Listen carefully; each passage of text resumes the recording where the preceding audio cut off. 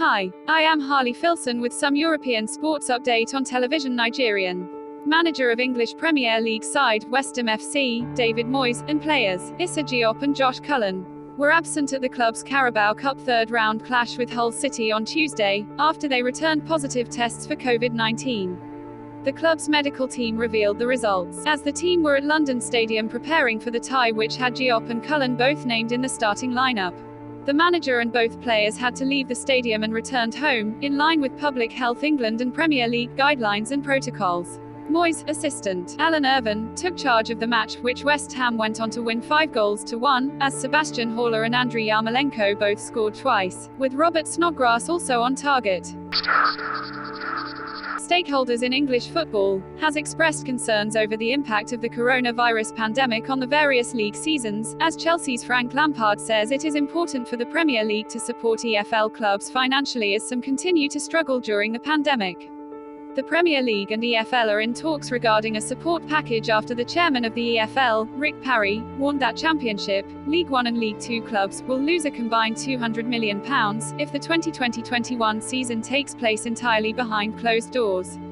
EFL sides suffered a further blow on Tuesday due to the government's latest measures aimed at tackling the spread of coronavirus, which prevent supporters from attending matches, after clubs had planned to admit some fans from October 1st. Chelsea head coach Lampard, whose side paid for Championship club Barnsley to be tested for coronavirus ahead of the Carabao Cup game at Stamford Bridge this Wednesday, stressed the imperative for the Premier League to support the EFL, the leagues below and grassroots football, as a whole.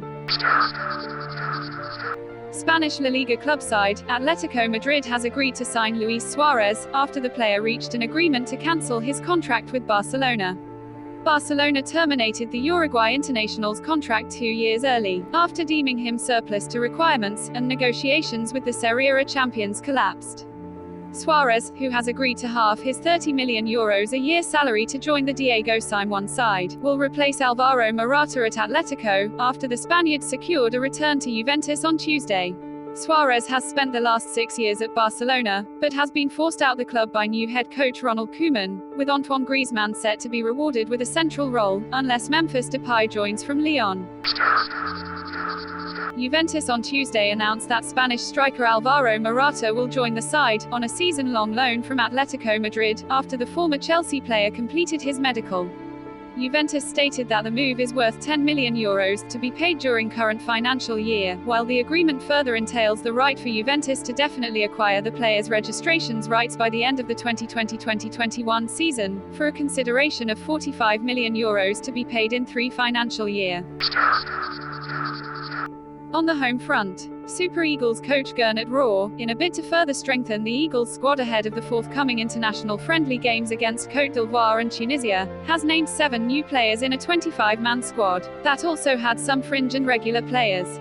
25-year-old Belgium-based striker, Cyril Dessers, leads the pack with Russia-based forward Chedera Adjuke, Slovakia-based goalkeeper Matthew Yakubu, Portugal-based defender Zaidou Sanusi, while midfield duo of Denmark-based Frank Onyeka, and Austria-based Samson Tajani, complete the list.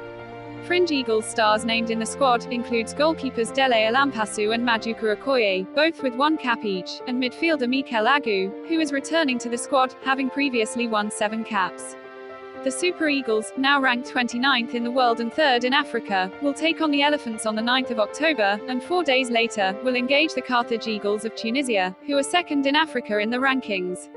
Both games have been arranged by the Nigeria Football Federation, to prepare the Eagles for the next round of 2022 AFCON qualifiers home and away ties, against Sierra Leone in November. That's TVN Sports Roundup. Please like, share and subscribe to our channel, for more updates on sports and interesting programs. Thanks for watching. I am Harley Filson.